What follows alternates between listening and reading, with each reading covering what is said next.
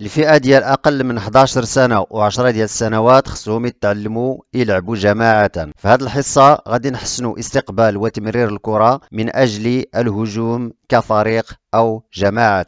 الحصص التدريبية ديال هذه الفئة كنقسمهم دائما إلى 4 ديال الأجزاء: الإحماء، 2 ديال التمارين، والماتش. الحصص التدريبية اللي كدار في هذه الفئة خص المدرب يعاودهم بزاف، لأن هذه الفئات تتعلم بالتكرار. عملية الإحماء غادي نديرها في 2 ديال المستطيلات. المستطيل الأول باللون الأحمر كما كتشوفوا فيه 6 ديال الخطوات على 2. من بعد في الجهة العليا والسفلى كندير 4 ديال الخطوات، وفي الجهة اليمنى واليسرى كندير 2 ديال الخطوات باش نصاوب مستطيل آخر باللون الأزرق كما كتشوفوا. من بعد غادي يوقفوا اللاعبون على هذا الشكل، وفي 2 ديال الزوايا فقط غادي ندير 2 ديال الصفوف وكل لاعب عنده كرة. وكما كتشوفوا في هذا المثال اللاعب رقم 1 واللاعب رقم 6 وهما الاولين في الصفوف اللي عندهم الكرة.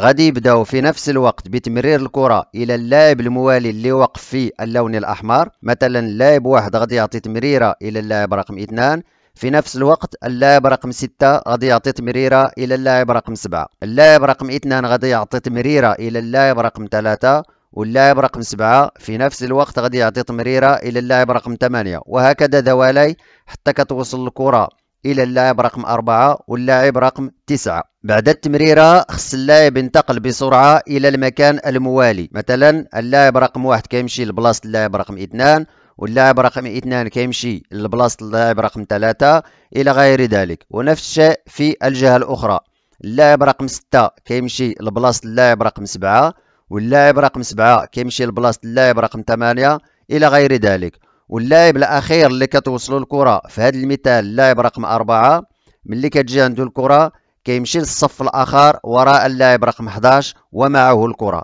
ونفس الشيء غادي يديروا اللاعب رقم 9 ويمشي وراء اللاعب رقم 12. المهم في هذا التمرين أن اللاعب رقم 1 واللاعب رقم 6 خصهم ينطلقوا في نفس الوقت. لهذا من المهم جدا أن ينظر كل لاعب إلى الصف الآخر ماذا يحدث في الجهة الأخرى.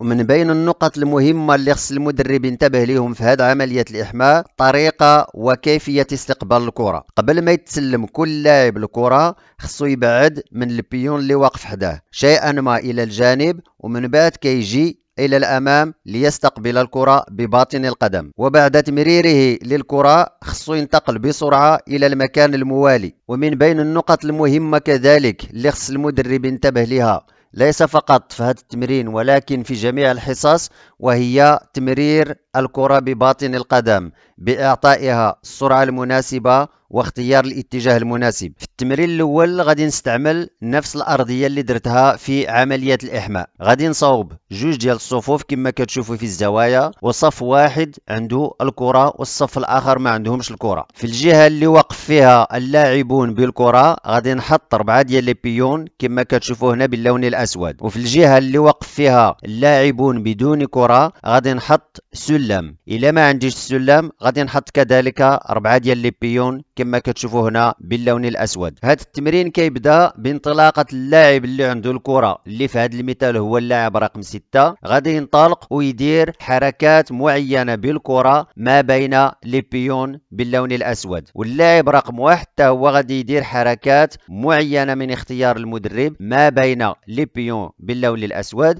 وغادي يمشي للجهة الأخرى. اللاعب رقم 6 واللاعب رقم 1 غادي يتلاقاو في كلتا الجهتين ديال هذا المستطيل اللي هو باللون الأحمر. وباش تمشى هذا التمرين بكيفية منظمة اللاعب رقم 6 كينطلق كما قلنا أولا وكيدريبلي، وملي كيوصل إلى البيون الثالث كما كتشوفوا هنا في هذا الشكل خاص اللاعب رقم 1 ينطلق، يعني ما غاديش ينطلقوا في نفس الوقت. اللاعب رقم 1 كينتظر وصول اللاعب رقم 6 إلى البيون الثالث. ملي كيوصل اللاعب رقم 6 إلى الجهة السفلى ديال هذا المستطيل باللون الأحمر كينتظر وصول اللاعب رقم 1 إلى الجهة الأخرى ديال هذا المستطيل. كلا اللاعبين ما خصهمش يدخلوا إلى هذا المستطيل. اللاعب رقم 6 غادي يعطي تمريرة إلى اللاعب رقم 1. اللاعب رقم 1 قبل ما يستقبل الكرة خصو يدير خطوتين إلى الوراء وعاد يجي إلى الأمام لكي يستقبل الكرة بباطن القدم. اللاعب رقم 6 كمل المهمة ديالو، غادي يلتحق بالصف اللي وقف فيه اللاعب رقم 8، واللاعب رقم 1 غادي يلتحق بالصف الآخر اللي وقف فيه اللاعب رقم 3 ومعه الكرة. ومن بعد غادي ينطلق اللاعب رقم 3 بالمراوغة،